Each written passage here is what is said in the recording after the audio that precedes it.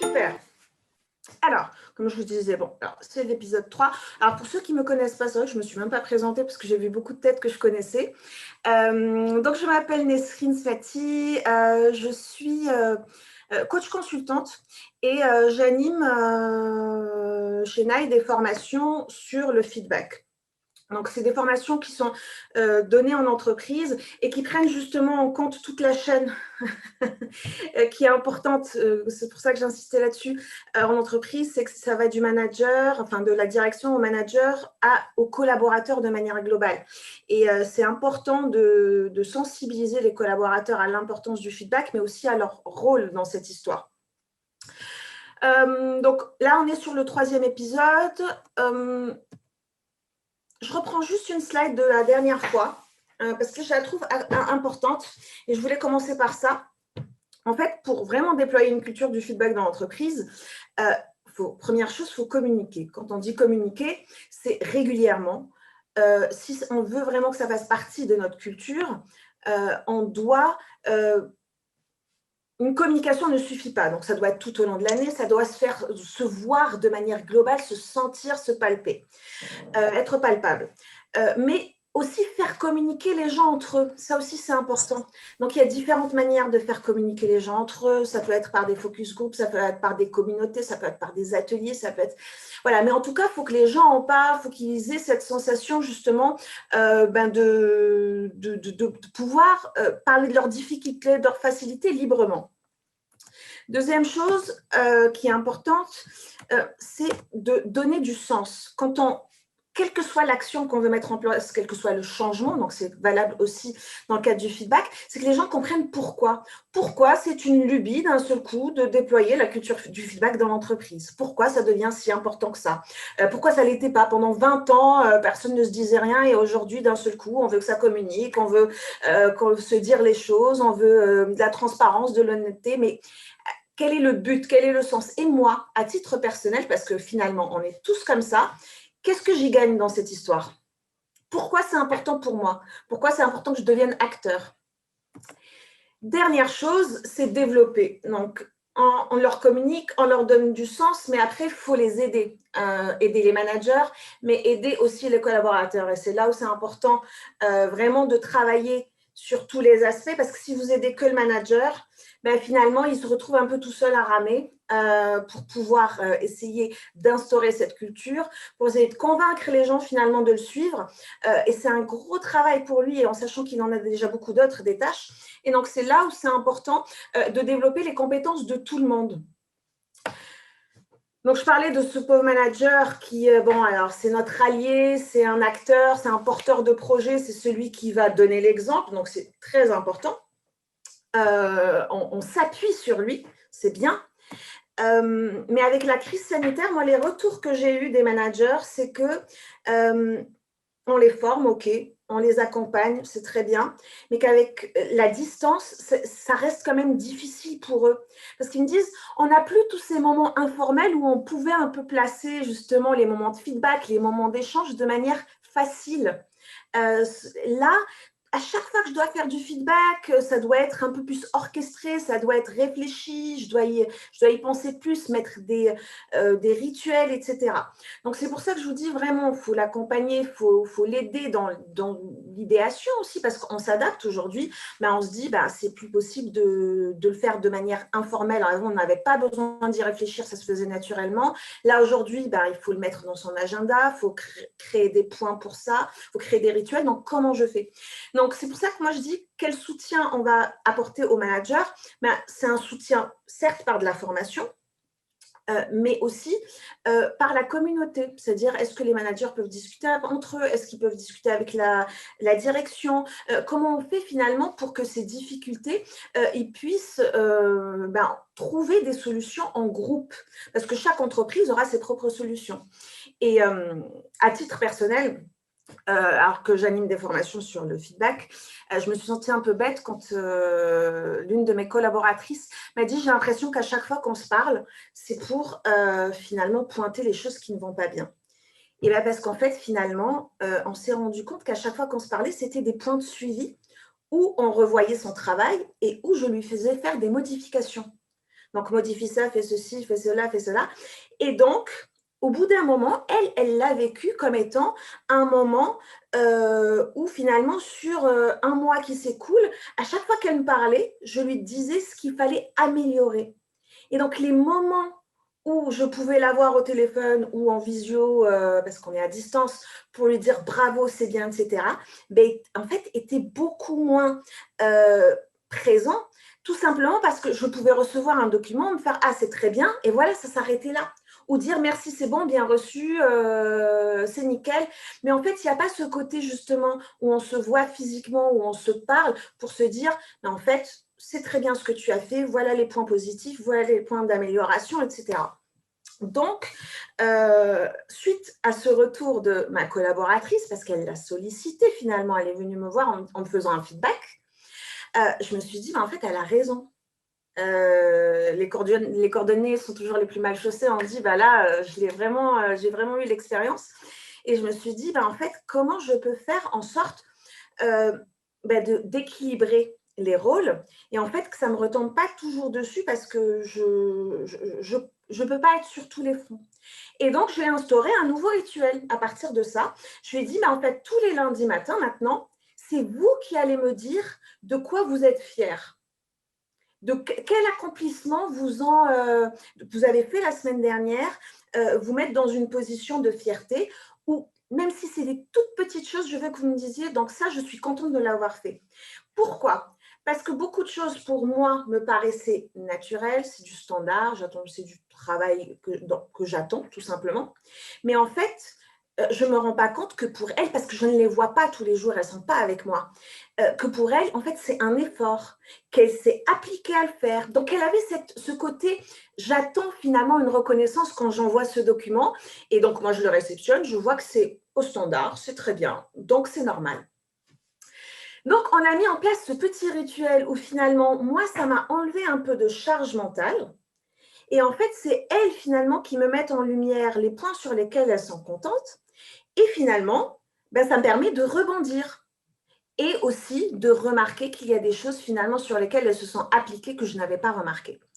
Donc voilà, c'est là où je vous dis vraiment, quand on rend son collaborateur acteur, ça a ce double avantage où d'une part, lui trouve sa place, mais vous aussi, mais finalement, ça vous permet d'ouvrir un peu les yeux sur tout le positif qu'ils peuvent accomplir pendant toute une semaine et qu'on a des difficultés à voir à distance. Et c'est là où je dis que le manager, il faut l'accompagner justement parce que ces rituels-là, c'est en discutant entre collègues, c'est en discutant avec les équipes, c'est en rendant finalement la communication transparente et possible qu'on peut y arriver.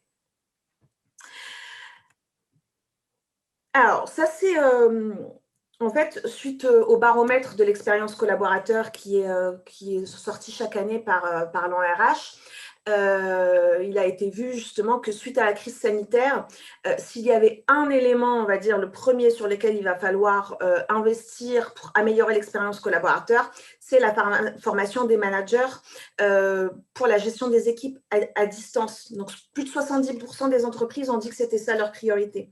Parce que là encore, on a une nouvelle difficulté. Vous pouvez avoir de super managers qui étaient vraiment très, très bons en présentiel, puis avoir une super ambiance de travail dans votre entreprise. C'est vrai que la distance, c'est ce que je vous disais, c'est pour ça que j'ai pris cet exemple-là. Moi, je suis formée, c'est un sujet qui me tient à cœur et je me suis rendu compte que j'étais passée à côté de quelque chose finalement. Donc, la distance, ce télétravail rajoute vraiment des difficultés. Et c'est pour ça qu'on en revient finalement à ce collaborateur. Donc, quand je dis ce collaborateur, c'est moi. On est tous dans cette position-là parce qu'on attend tous finalement un feedback de quelqu'un. Alors, ça va être votre chef, ça va être vos collègues, ça va être vos N-1, ça va être, comme je disais, dans la vie personnelle, vos amis, votre famille, etc. Mais on est tous en attente. Et finalement, comment je prends conscience, donc c'est pour ça que je dis donner du sens, que le feedback, déjà, n'est pas que la responsabilité des autres. Si j'ai besoin de feedback, en fait, je peux aller le solliciter, que c'est important pour le développement de ma carrière, donc prendre conscience de l'importance du feedback pour moi, vraiment égoïstement, qu'est-ce que ça m'apporte? Et une fois que j'ai identifié ce que ça pouvait m'apporter, donc c'est ça aussi, vous devez faire réfléchir vos collaborateurs, une fois qu'ils ont identifié le sens de l'action, ils seront beaucoup plus à même de le faire. En général, quand on n'a pas d'intérêt à faire quelque chose, on ne le fait pas. Donc, c'est pour ça qu'il y a un moment d'échange qui est important entre manager, collaborateur ou même au niveau de l'entreprise de manière globale pour faire prendre conscience de l'importance. Ça se fait dans la durée parce que, encore une fois, on est des humains. Il y a des changements, les choses évoluent. Donc, on est tout le temps obligé finalement d'en rediscuter, de faire le point, où est-ce qu'on en est, est-ce que j'en ai assez, est-ce que j'en demande suffisamment, et finalement de faire un peu d'avoir cet équilibre régulièrement et de se poser les bonnes questions. Et enfin, il faut accompagner pour ritualiser, échanger, discuter justement qu'est-ce qu'on pourrait mettre en place, quelle serait la solution, les choses ont changé, ok, comment on s'adapte. Et tout ça, ça vient par la communication. Pourquoi c'est important d'inclure et d'embarquer les collaborateurs dans cette réflexion? Parce qu'en fait, quand on donne un feedback, il se passe quelque chose de, on va dire, c'est une relation c'est un dialogue. Et donc, on va se retrouver dans la situation où quand c'est mal donné, c'est mal perçu, etc., vous allez avoir celui qui donne le feedback qui se dit, de toute manière, elle se vexe toujours quand je lui donne un feedback, elle ne sait pas accepter les remarques, elle ne sait pas se remettre en question. Donc ça, c'est du point de vue de celui qui donne. Celui qui reçoit, lui, il voit les choses autrement. Il se dit, elle ne sait pas donner des feedbacks. De toute manière, pour critiquer, elle est toujours là. Pour faire des remarques positives, il n'y a jamais personne. Et en fait, elle ne sait pas s'y prendre. Elle est agressive. Enfin, vous pouvez avoir plein de choses. Et en fait, il y a cette sorte de dualité entre celui qui donne le feedback, celui qui reçoit le feedback.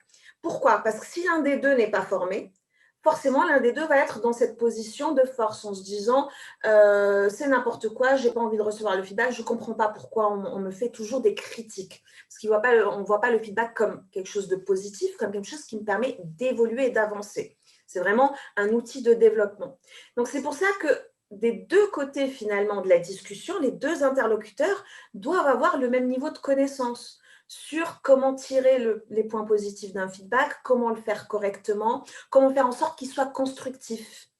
Mais constructif, en le donnant, je peux me dire comment je fais pour qu'il soit constructif pour mon interlocuteur, mais en le recevant, je peux aussi me poser la question de me dire, dans ce qu'il me dit, même si je le déteste, parce que ça peut arriver justement quand on reçoit un feedback d'une personne qu'on n'apprécie pas du tout, qu'on ne respecte pas spécialement, ou avec laquelle on est un peu en défiance, etc. Ça met une difficulté supplémentaire. Mais revenir à son côté égoïste, c'est en se disant, dans ce qu'il me dit, dans ce qu'elle me dit, qu'est-ce qu'il y a d'utile pour moi? Qu'est-ce qui me permet à moi d'avancer? Quelle est la part de vérité? Essaye de mettre tes sentiments de côté et de trouver, même s'il y a 1% qui est juste, ce 1%, il va me servir à quoi dans le développement de ma carrière, dans mon développement personnel, dans l'amélioration de ma productivité? Et donc, c'est là où je vous dis, quand on sensibilise celui qui reçoit le feedback à tout ça, eh ben, forcément, sa posture va changer et du coup, il va être même à même de challenger une personne qui ne sait pas donner de feedback. Quelqu'un qui vient vous agresser en vous disant c'est n'importe quoi, ton travail était nul. Si on est habitué, si on a été formé, etc., on va lui dire ok, alors, est-ce que tu peux, s'il te plaît, me redonner un contexte? Tu me parles de mon travail nul. Est-ce que tu peux me donner un exemple concret? Sur ce travail que tu considères comme étant nul, qu'est-ce qui concrètement ne te plaît pas? Qu'est-ce que tu attends de moi? Sur quoi tu souhaites que j'évolue, que je me développe? Et donc, en fait, on va aller creuser avec cette personne-là et petit à petit identifier finalement ce qu'il y a à ressortir de positif de cet échange qui était une agression au départ. Donc, vous avez une personne qui ne sait pas donner un feedback, mais moi, je sais la guider finalement pour arriver à mon but final. Donc, c'est pour ça que je vous disais, c'est vraiment important que ce soit les deux qui soient formés. Alors, pourquoi, juste, je passe rapidement là-dessus, pourquoi on a cette résistance face au feedback? On l'a tous. Il peut y avoir différentes raisons, mais en fait, il y a une sorte de dualité qui se fait en nous. On a envie d'apprendre, on a envie d'évoluer, donc on se dit « Ah, c'est bien le feedback », mais une fois qu'il arrive, en fait, il remet quand même en cause ce qu'on est quelque part. En tout cas, on peut le percevoir comme ça, comme une attaque personnelle ou comme une remise en question de ce qu'on fait, de ce qu'on est, de ce qu'on pense être sa personnalité. Et du coup, il y a ce moi qui est au milieu qui se dit oui, mais c'est pour mon bien, oui, mais en même temps, ça me vexe. Oui, c'est pour mon bien, oui, mais en même temps, ça me vexe. Et donc, trouver finalement le juste équilibre et se dire, bon, bah, je ne suis pas toujours dans cette dualité, mais vraiment me mettre du côté de ce n'est pas personnel et c'est pour mon bien, c'est pour mon développement personnel, donc je me mets vraiment sur cette zone qui est bleue, quoi. C'est ça, en fait, qu'on va apprendre à tout le monde à faire. Et si vous y arrivez, ben finalement, vous vous détachez du côté personnel et même vous vous détachez de qui vous donne le feedback. Et ça, c'est super intéressant quand on n'est plus à fleur de peau, quand c'est telle personne en particulier. Quand on arrive vraiment à être focalisé sur le message et sur l'intérêt. Alors, pourquoi demander du feedback? J'ai donné quand même pas mal de raisons juste avant, mais c'est ce que je disais tout à l'heure sur la partie donner du sens aux gens, donner du sens à vos collaborateurs et vous-même trouver du sens dans pourquoi j'irai demander du feedback. Il y a bien sûr le fait de découvrir ses talents et ses forces, savoir sur quoi vous pouvez vous appuyer. Le feedback, c'est un GPS. Quand vous êtes sur le bon chemin, eh bien, c'est quand même sympa de savoir qu'on est sur le bon chemin. De temps en temps, hop, vous regardez le GPS, vous voyez que vous êtes toujours sur la bonne route, ça rassure. Donc, ça vous permet de continuer sur cette route-là et de ne pas vous dire je fais demi-tour ou je change de chemin. Et quand vous vous trompez, quand vous prenez une mauvaise artère, la mauvaise rue, eh ben, ça vous permet tout de suite de vous dire attention, là tu te trompes de chemin, reviens sur la bonne route et je vais te montrer quelle est la bonne route et comment y aller. Donc c'est ça en fait finalement le feedback. Donc c'est pour ça que découvrir ses talents, c'est très important. Et quand vous demandez du feedback, il ne faut pas vous contenter de demander de qu'est-ce qui pourrait être amélioré dans mon travail, mais il y a aussi quelles sont les forces sur lesquelles je peux m'appuyer aujourd'hui. Ça permet d'améliorer sa productivité. C'est un outil méga puissant de pilotage de carrière parce que c'est ce qui va vous permettre au jour le jour de savoir par rapport à votre objectif où est-ce que vous en êtes, qu'est-ce qu'il vous reste à faire comme chemin, quelles améliorations, sur quoi vous pouvez vous appuyer. Et plus vous êtes aguerri sur les bonnes méthodes pour faire un feedback, pour le recevoir, etc., plus vous allez tirer le meilleur d'un feedback qu'on vous donnera.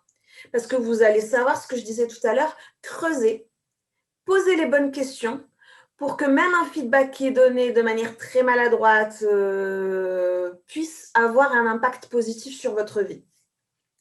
Et moi, il y a une chose aussi sur laquelle je trouve que le feedback permet vraiment de grandir, c'est de voir en fait l'impact qu'on a sur les autres. Parce qu'il y a une différence entre la perception qu'on a de nos actes et comment elles sont vécues par les personnes qui sont en face de soi. Et donc, ce petit delta, c'est grâce au feedback que vous allez l'identifier. Moi, j'appelle ça voir ces angles morts. Les angles morts dans une voiture, c'est justement la partie que vous n'arrivez pas à voir, mais que les autres voient facilement. Et donc, on va vous éclairer là-dessus grâce au feedback. Là, c'est la partie tips pour vous. Donc, vraiment à titre personnel, que vous pouvez communiquer aussi aux membres de vos équipes en leur disant, d'une part, il faut que tu sois acteur, il faut que tu demandes plus de feedback si tu en as besoin. Si tu n'en as pas suffisamment, donc vous avez les raisons pourquoi c'est important de le faire, je viens de les citer. Et après, vous pouvez un peu aider cette personne-là sur comment on demande un feedback. Et donc, ça vous concerne aussi, c'est comment vous allez solliciter un feedback. Ce qui est important de savoir, dès le départ, c'est de quoi vous avez besoin aujourd'hui. Est-ce que vous êtes dans une période un peu de mou, un peu comme ma collaboratrice qui m'a clairement dit, moi j'ai besoin d'avoir plus de feedback positif. Elle ne m'a pas dit j'ai besoin d'avoir plus de feedback. Elle ne m'a pas dit j'ai besoin de plus de retour sur mon travail. Elle a été très très claire, moi j'ai besoin de plus de reconnaissance. Même sur les petites choses, parce qu'en fait, tu ne le vois peut-être pas, mais moi il y a des choses qui me demandent un effort et j'ai l'impression que cet effort, il n'est pas vu, il n'est pas valorisé et du coup je me demande si ça sert à quelque chose de faire cet effort-là. Donc là, le message, il est quand même très clair. C'est un besoin de reconnaissance. Et c'est super intéressant finalement de savoir se positionner. Parce que si vous allez voir une personne avec votre travail en disant, tu sais, Gérard, je voulais te parler justement du dossier que je t'ai envoyé la semaine dernière et j'aimerais que tu me fasses un retour. Alors qu'en fait, vous vous attendez, super boulot, grâce à toi, on a pu signer le contrat, c'est génial, merci beaucoup. Et qui vous dit, mais écoute, justement, je l'ai lu et j'avais 2-3 retours à te faire. Pour la prochaine fois, ce serait mieux que tu fasses comme ça et comme ça. Donc, c'est un feedback, c'est un retour, mais ce n'est pas du tout ce que vous attendiez. Et donc, qu'est-ce qui va se passer? Vous allez ressortir de cet échange complètement déprimé, déçu. C'est dommage. Vous avez fait l'effort d'aller voir Gérard, vous l'avez sollicité, voilà, vous avez préparé même peut-être votre échange et finalement, vous ressortez de là sans avoir ce pourquoi vous étiez déplacé, ce pourquoi vous aviez sollicité cet échange. Donc, vraiment, soyez au clair avec votre besoin. Deuxième chose, soyez précis. Alors, on ne demande pas qu'est-ce que tu penses de mon travail de manière globale. Là, pareil, moi, je vais vous parler de votre capacité à rédiger des articles, alors que vous, c'est votre capacité à vous exprimer à l'oral, en fait, qui vous intéresse. Vous vouliez plutôt des retours là-dessus. Donc, plus vous êtes précis dans la demande, j'aimerais que par rapport à la présentation que j'ai faite il y a 2 jours, j'aimerais que tu me fasses un retour par rapport à ma communication orale. Parce qu'encore une fois, ce n'est pas mes slides qui m'intéressent. Mes slides, bon, je les ai travaillés, je sais que c'est une compétence que j'ai acquise. Moi, c'est vraiment sur la partie communication, sur la partie expression orale que j'ai envie d'évoluer, d'avoir un retour. Donc, vous voyez, plus vous êtes précis, plus vous allez avoir un retour précis sur des sujets qui vous intéressent et des sujets qui sont importants pour vous. Toujours demander les points forts et les points d'amélioration.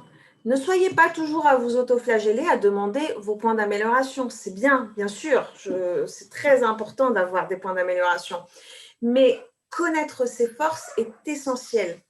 Parce qu'il vaut mieux, limite, se dire, tiens, je vais mettre de l'énergie à développer mes forces parce que ça va me rendre exceptionnel dans ce domaine-là, que de mettre toute son énergie à vouloir corriger ses défauts ou ses lacunes dans certains domaines. Alors, tout l'un ou tout l'autre n'est pas bien sûr souhaitable, mais ce que je veux dire, c'est qu'il y a un équilibre à avoir. C'est pour ça, demander aussi, dans ce que j'ai fait, qu'est-ce qui te paraît intéressant? Qu'est-ce qui t'a été utile? Qu'est-ce qui fait la différence par rapport au travail que j'ai fait avant, au travail des autres aussi, parce qu'en entreprise, on peut être aussi en compétition pour un poste, pour une évolution. Donc, c'est important de savoir qu'est-ce que je fais mieux que les autres.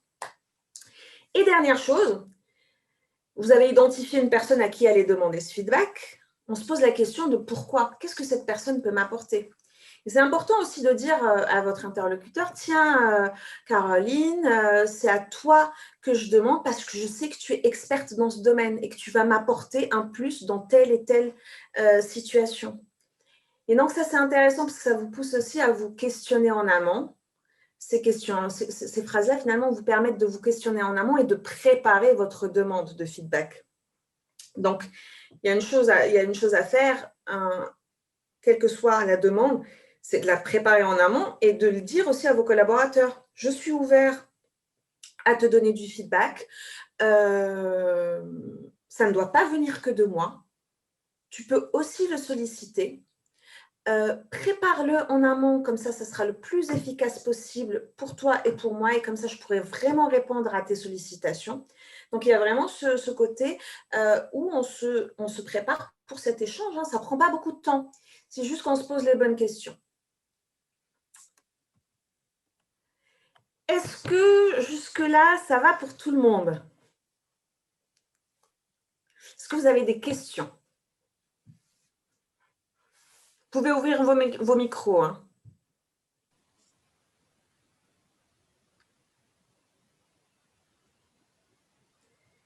Est-ce que ce que je vous ai décrit là, est-ce que vous le faisiez déjà quand vous allez demander un feedback, justement? Est-ce que c'est des étapes que vous suiviez déjà personnellement? toutes ces questions à se poser? Personnellement, non. Je pense qu'on ne se posait pas du tout de questions. On demande juste un feedback, savoir si ça s'est bien passé, voilà, qu'est-ce qu'on peut améliorer ou pas. Mais c'est vrai qu'on ne se posait pas, nous, forcément la question chez Smart Event. Ouais. En fait, quand tu demandes est-ce que ça s'est bien passé, on te dit oui. C'est bien avant. Oui, c'est ça. En fait, c'est qu'on manque de spécificité, en fait. On ne va pas dans quelque chose de précis. Donc, en fait, parfois, effectivement, ça crée de la déception. Exactement. Ça crée une déception, ça crée… Après, en fait, on s'était préparé déjà que ce n'est pas facile. Hein. Je sais, dites-vous que c'est facile pour personne. Donc, il y a aussi en face de vous vos collaborateurs pour qui c'est une petite épreuve quand même de le demander. Donc, si on se retrouve en plus à ramer après en se disant « Ah mince, je lui ai déjà posé une question, mais elle ne me répond pas exactement. Alors, attends, je vais lui en poser une autre. » Et encore, hop, la réponse est à côté de la plaque. Au bout d'un moment, on arrête, hein, parce qu'on se dit, je vais arrêter de l'embêter. Bon, ça ne veut pas sortir comme je veux l'entendre, donc autant que j'arrête. Ou alors, pire, on se dit de toute manière, je suis nulle. Alors, on fait Calimero. Je suis nulle, j'y arriverai jamais. Regarde, même mon manager, il ne le remarque même pas, il ne le voit pas. Enfin, voilà. Donc, vous avez soit le syndrome du Calimero, soit le syndrome de la personne qui se décourage. Soit… Dans tous les cas, ce ne sera pas positif. Mais, et c'est pour ça que je vous disais, c'est important pour soi. Donc, vous, en tant que personne, de manière globale, d'être plus précis. Et quand on vient vous voir pour vous demander du coup un feedback, si vous voyez que la personne n'est pas aguerrie, qu'elle n'a pas préparé, eh bien, vous allez l'aider à un peu plus orienter. Quand elle va vous dire tiens, Sandrine, tu penses quoi de mon travail? Alors là, tu penses quoi de mon travail? Tu sais, c'est vaste. Je peux te répondre sur plein de sujets différents. Est-ce qu'il y a un sujet particulier sur lequel, justement, tu veux que je te fasse un retour? Est-ce qu'il y a un travail particulier que tu m'as fourni sur lequel tu veux que je te fasse un retour? Est-ce que tu peux préciser ta question? Et du coup, vous allez aider cette personne-là à finalement mettre le doigt sur ce qui l'intéresse. Et une fois qu'elle l'aura fait, eh ben, vous verrez que la qualité de l'échange, elle est aussi beaucoup plus impactante pour vous comme pour elle en face de vous. Ce que je voulais vous montrer aussi, c'est nous, chez Enai, quand on accompagne pour le développement du feedback, on passe par plusieurs étapes. Et je pense que c'est important. Alors, nous, on accompagne les entreprises, mais c'est la même façon de réfléchir quand vous êtes en interne avec vos équipes. Il y a, bien sûr, il faut se former. Faut former les managers, les collaborateurs. Vous pouvez sensibiliser avec des webinaires, avec des ateliers, avec des conférences. Il y a plein de choses à faire différentes pour que tout le monde apprenne qu'est-ce qu'un feedback, quel est l'intérêt d'un feedback, comment on le fait correctement, etc. Ça, c'est la première chose. Et ça peut aller de la formation de l'atelier, comme je disais, de 2 heures, à la formation d'une journée, de 3 jours. Enfin, voilà, c'est un sujet qui est très, très vaste. Mais si vous vous arrêtez là, c'est comme tout. Si on ne pratique pas, ça part à la poubelle. Au bout, alors je vais être gentille, dans le meilleur des cas, au bout d'une semaine, on a tout oublié. Au bout d'un mois, on met en place rien du tout et en fait, on est revenu à nos anciennes habitudes. Ce qui reste en général d'une formation, je crois que c'est 30%. Donc, pour vous dire, et avec le temps, ça baisse. Donc, il faut de la pratique. Et c'est pour ça, dans la pratique, il y a cette partie animation de communauté qui est très importante. Et on anime comment? On anime avec des ateliers, on anime avec des moments d'échange, ça peut être des focus group, des ateliers de brainstorming, des ateliers où on se dit tiens, on va créer les rituels dans notre entreprise autour du feedback. Ça peut être par des challenges, ça peut être par des groupes de discussion, des groupes d'entraide. Nous, je sais que dans une entreprise, ce qu'on avait fait, c'est qu'on avait fait des paires de managers. Et en fait, ils s'entraînaient quand ils avaient un doute en se disant, parfois ça peut arriver, vous avez un recadrage assez important à faire avec un membre de l'équipe et vous voulez que ça se passe bien. Donc, vous appelez votre buddy là et vous lui dites, en fait, j'aimerais en discuter avec toi. Et vous vous entraînez un peu sur lui. Et donc, ça vous permet un peu de préparer votre feedback ou vous voulez aller voir votre N+3 pour lui demander un retour de feedback ou votre N+1 d'ailleurs, je n'ai pas besoin d'aller au N+3. Et pareil, avec le buddy, vous pouvez un peu vous entraîner pour qu'il vous challenge. Donc ça, c'est vraiment, quand on parle de communauté, vous voyez, c'est assez large. Mais ça s'anime, il faut le faire. Sinon, la formation, elle ne sert à rien. Et dernière chose, mais j'aurais pu la mettre au début, c'est la communication. Communication en amont, pendant, après. On affiche des choses sur le mur. En fait, il faut que les gens sentent ça et que ce soit palpable. Ce que me disait un manager dernièrement, il me disait, mais tu sais Nesrine, avant c'était facile parce que quand tu arrivais dans l'entreprise, tu pouvais sentir ces choses-là partout. Ça ne venait pas que de moi, manager, avec mon équipe. Ça venait aussi des locaux, ça venait de la direction, ils avaient plusieurs points d'entrée finalement, mes collaborateurs. Aujourd'hui, je me retrouve à être leur seul point d'entrée. Donc, s'il faut passer cette culture du feedback, ça ne passe que par moi. Et c'est là où il faut être un peu ingénieux aujourd'hui en se disant qu'est-ce que je peux communiquer, comment je peux communiquer et pour que les gens sentent toutes ces choses-là, même s'ils ne sont pas en physique.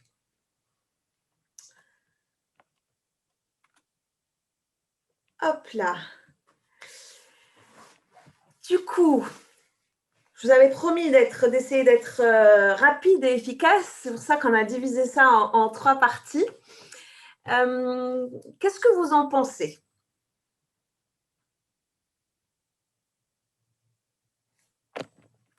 Là. Il y a du boulot, il faut s'y mettre. Qu'est-ce que vous pouvez mettre en place justement, ou qu'est-ce que vous avez envie de mettre en place suite à ce qu'on vient de se dire?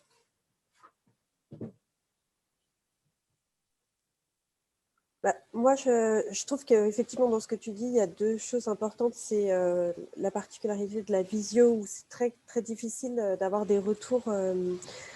Par écrit, ça demande, comme tu expliquais, du travail supplémentaire. C'est moins naturel. On n'a pas le ressenti de l'autre en face puisqu'on ne le voit pas. Donc, il y a ce poste-là où c'est vrai que je me dis, finalement, oui, il faut peut-être faire attention à ça. Moi, personnellement, ça me donne plus envie de me dire, au lieu de faire des mails aussi systématiquement, je ne peux pas voir les gens, mais peut-être appeler. Ouais. Ça peut être quelque chose, une petite solution qui peut être toujours mieux que du mailing. Et puis aussi la différence entre les collaborateurs, les clients, enfin les feedbacks qu'on attend aussi bien de notre vie personnelle. C'est vrai que on s'y retrouve un peu dans tout ce que tu dis. Personnellement, ça me donne aussi un peu plus envie de dire n'hésite pas à me demander un feedback aussi, de ne pas forcément demander toujours aux autres, mais que je l'ai aussi dans l'autre sens. Et de tourner ça peut-être de façon peut-être un peu plus positive que qu'est-ce qui va pas de façon trop formelle, de discuter peut-être un peu plus. Et quand je vois, par exemple, nous, on a pas mal de stagiaires qui travaillent avec nous, c'est très facile de s'adapter à la personne et souvent on fait en fonction des sensibilités des uns, des autres, dire est-ce que tu as besoin d'aide, etc. Mais peut-être d'avoir, entre guillemets, un process avec d'autres moyens, comme tu disais, d'écriture, de faire des petits points peut-être une fois par semaine. Ça, je trouve ça plutôt intéressant de mettre en place. Et en réalité, peut-être assez rapide dans le sens où on se dit, si on fait ça une fois par semaine, c'est un petit rituel, les gens ont le temps d'y réfléchir d'une semaine à l'autre et puis de se faire aussi ses propres notes et de développer ça un peu comme ça. Oui, tout à fait. Et ça me fait rebondir sur un truc, ce que tu dis, parce que tu as dit les feedbacks clients. C'est vrai que quand on est face à un client, c'est un peu plus simple de demander un feedback. On ne se dit pas, tiens, le client, il devrait me faire un peu plus de feedback, c'est quand même pas cool, moi je travaille pour lui, je me casse la tête, je fais un super boulot et je n'ai pas assez de retour. En général, ce que vous allez faire, c'est l'appeler en lui disant je voudrais savoir ce que tu as pensé de ma prestation. Et surtout, pour beaucoup, on a des questionnaires de satisfaction, par exemple. Quand on envoie le questionnaire, c'est des questions très précises. Qu'avez-vous pensé de cela? Notez ceci de 1 à 5, etc. Et en fait, il faut un peu se mettre un peu dans cette optique du questionnaire de satisfaction qui a été travaillé en amont. C'est-à-dire, en général, quand je l'envoie à mon client, c'est pour une raison particulière, parce que j'ai envie d'avoir un retour. S'il me dit juste « oui, ça s'est bien passé », ça ne va pas m'aider. Ou s'il me dit juste « moyen », pareil, en fait, sur quoi je vais communiquer par la suite en me disant « et nous, on est les meilleurs dans tel domaine, et d'ailleurs, voilà les testimonials de nos clients ». Tu vois. Et donc, c'est un peu se mettre dans cette même position, vu qu'on arrive à le faire facilement avec ses clients, se dire, eh ben, en fait, je le fais pour tous les éléments de ma vie, professionnelle ou personnelle, et j'accompagne mes collaborateurs à ce qu'ils aient cette même aisance finalement. Donc, leur dire, sois plus précis. Prépare ta demande de feedback. Ça, c'est 2 choses déjà faciles à leur dire. Et après, comme tu disais, Caroline, c'est réfléchir à ces petits rituels, se dire, ben, en fait, ce n'est pas naturel, donc qu'est-ce qu'on peut faire? Moi, j'ai plus de stagiaires, donc c'est des profils qui sont moins expérimentés. Moi, au contraire, j'ai plus des seniors. Moi, j'ai plus une équipe mixte. Moi, ils sont… Donc, en fonction de vos équipes, discutez avec eux pour trouver les bons rituels.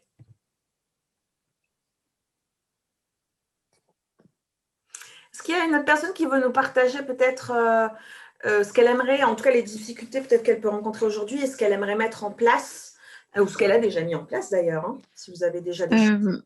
Chez nous, en fait, j'ai l'impression qu'il y a peu de feedback. Et alors, donc, moi, je prône la technique du petit pas, c'est-à-dire, effectivement, je rejoins comme, en fait, on écrit quand même pas mal, c'est d'éviter absolument, enfin, ou la majorité du temps, en fait, la version négative des choses. Les ne pas ci, ne pas ça, et plutôt d'essayer d'opter pour une version plus positive sans la négation. Donc, il y a ça. Et je pense qu'effectivement, pour changer le monde, il faut commencer à se changer soi-même. Hein. C'est pas moi qui l'ai dit, c'est Gandhi. Et, et même exprimer de façon très spontanée quelque chose de positif parce qu'on est content, sans forcément penser, eh ben, on enclenche une dynamique. Donc voilà. Et, et je pense qu'en fait, des fois, quand on demande du feedback et qu'on en reçoit du positif, on n'a pas tendance à creuser autant que quand on en reçoit du négatif.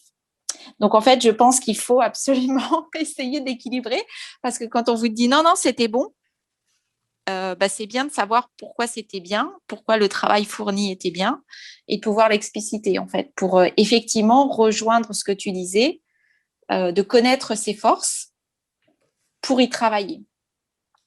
Donc, voilà. Donc, moi, j'essaye de faire ça, d'essayer au quotidien d'éviter la formulation négative. Je suis en général spontanée, donc j'essaye d'exprimer cette satisfaction quand je la ressens de façon un peu spontanée. Alors, des fois, ça peut paraître un peu même brutal parce que des fois, les gens se disent, mais elle est complètement illuminée. Mais je pense que quelque part, ça caresse et ça fait du bien. Et je pense que ça ouvre le dialogue. Donc voilà, moi, c'est du technique du petit pas. C'est le souci quand on arrive dans une entreprise où c'est pas encore, enfin nous on a, on va dire, une façon de voir les choses et c'est pas encore complètement partagé ou complètement mis en place. C'est qu'on est obligé d'y aller petit à petit et forcément par moment on passe un peu pour l'ovni parce que si on fait des retours positifs alors que dans l'entreprise ils n'en ont pas du tout l'habitude, forcément ça peut choquer dans un premier temps en se disant c'est un peu louche, qu'est-ce qu'elle veut mais voilà, faut savoir tenir un peu le temps que ça se mette en place et aussi le temps que les personnes se rendent compte finalement que c'est dans votre processus, dans votre façon de faire et c'est contagieux. C'est ça qui est bon. C'est ça. Que, finalement, petit à petit, vous voyez qu'autour de vous, on s'y met.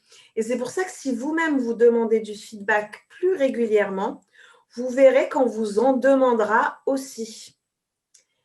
Parce qu'ils se diront, tiens, elle est dans cette démarche, cette personne en face de moi est ouverte à ça. Regarde le nombre de fois où elle le demande de manière spontanée. Et du coup, on se sentira à l'aise pour venir faire la même chose avec vous. Donc, vous allez instaurer, en demandant du feedback, cette culture du feedback.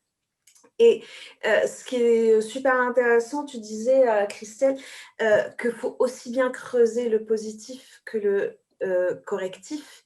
Et je suis complètement d'accord avec toi. Justement, quand on forme, quel que soit l'interlocuteur qu'on va former au feedback, la première chose qu'on apprend, c'est comment faire un feedback. Les étapes, les erreurs à ne pas commettre, comment ça se prépare. Donc ça, c'est quand on le donne et on apprend la même chose. Je vous ai fait rapidement les quelques tips pour le demander. On apprend aussi à demander un feedback. C'est super important de savoir faire les deux. Pourquoi? Parce que si on veut, on ne peut pas juste en donner et ne jamais en demander.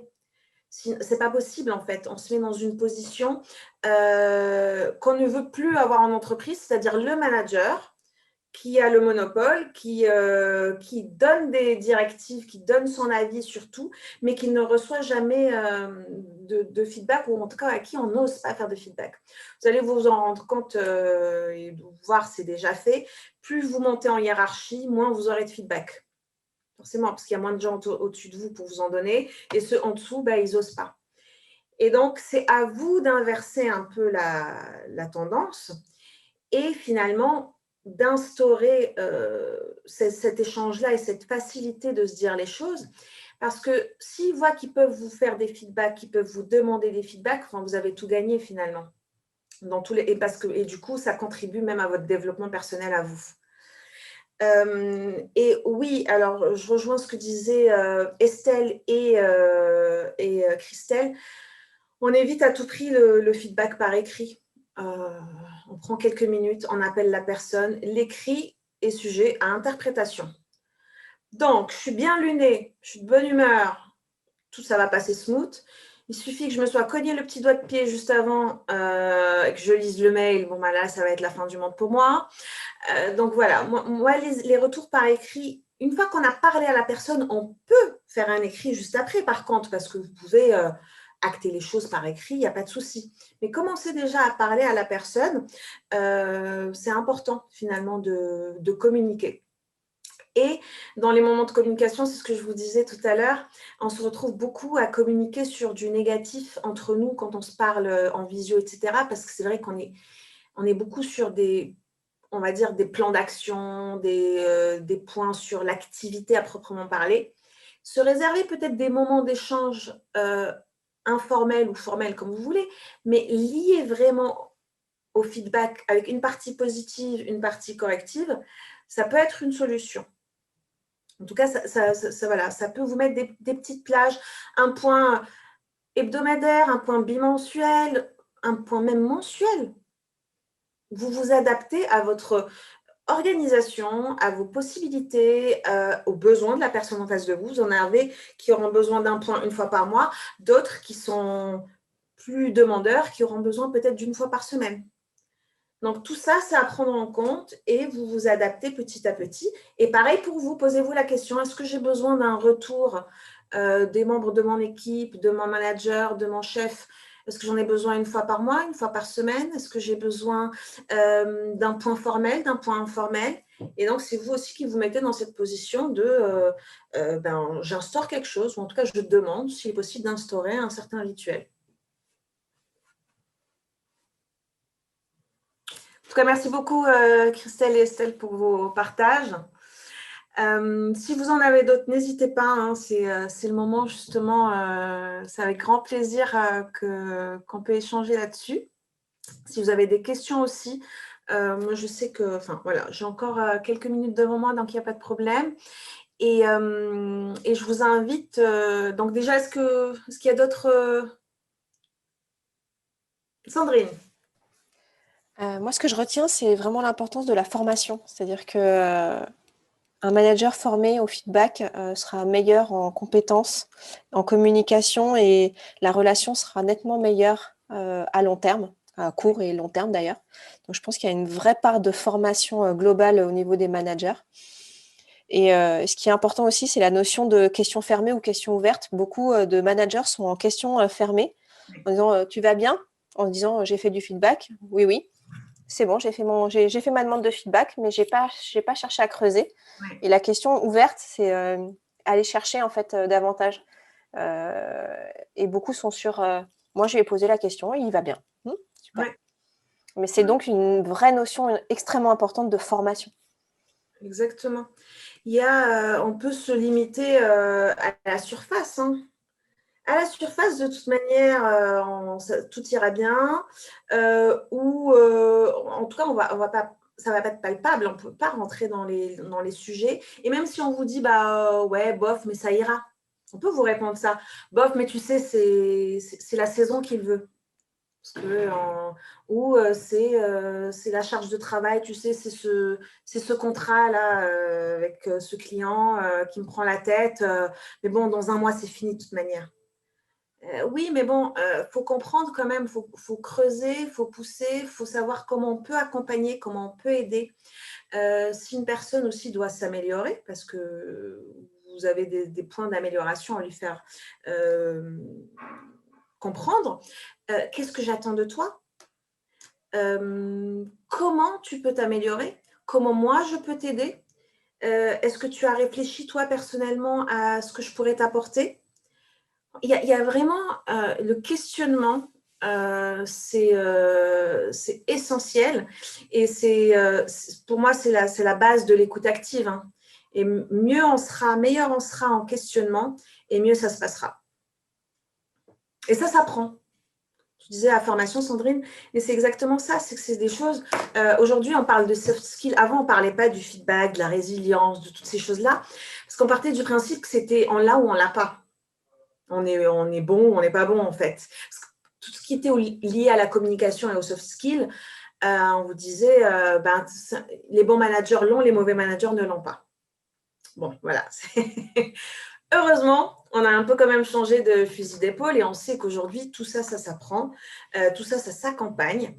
Mais comme je vous disais, on ne peut pas tout mettre sur les épaules des managers. Il faut aussi accompagner, former le reste des collaborateurs. Et il faut être dans l'accompagnement de bout en bout. Les actions one-shot n'ont jamais mené à grand-chose. Donc, c'est pour ça aussi qu'il y a cette notion de durée, d'accompagnement dans la durée. Voilà.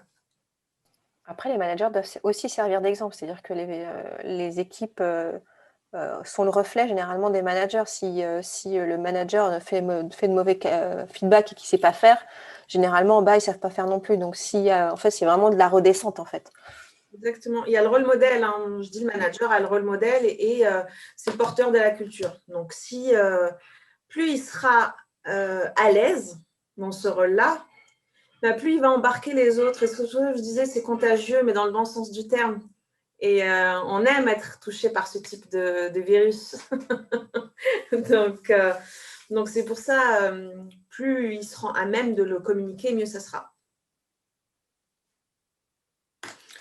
Bon, super. Je vois qu'il est déjà 27.